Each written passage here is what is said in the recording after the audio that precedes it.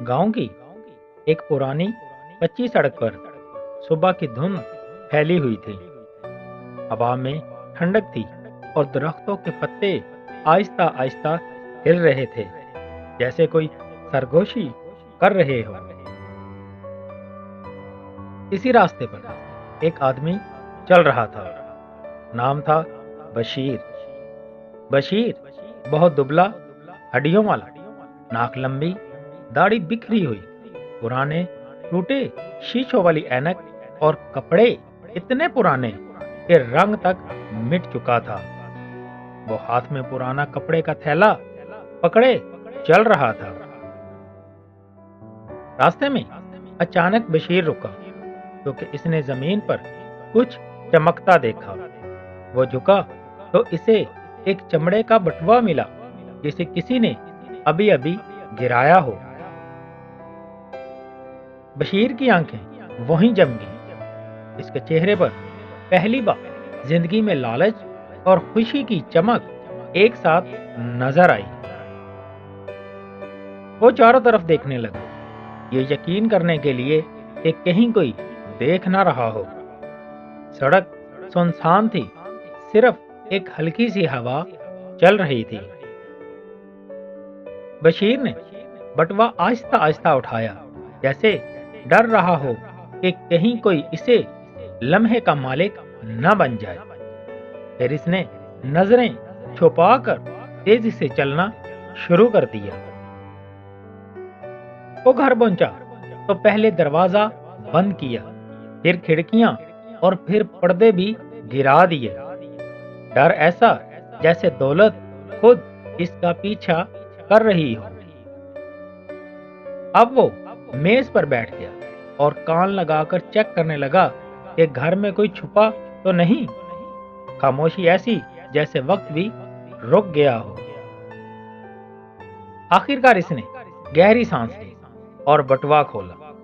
इसके दिल की धड़कन तेज हो गई, जैसे जीतने से पहले जवारी का दिल धड़कता है। बटुए में सिर्फ एक कागज की पर्ची थी। बशीर का मुंह खुल गया, जैसे किसी ने ख्वाब छीन लिया हो। पर्ची पर लिखा था, जो ये बटुआ पाए वो इसे थाने में जमा करवाए। बशीर का दिल ये पढ़कर और भी टूट गया। नीचे छोटी सी लाइन थी, अगर तुम कंजूस हो तो फिक्र ना करो, बटुआ पहले ही खाली है। कमरे में खामोशी से पहले फिर अचानक बशीर ने दबी हंसी हंस दी।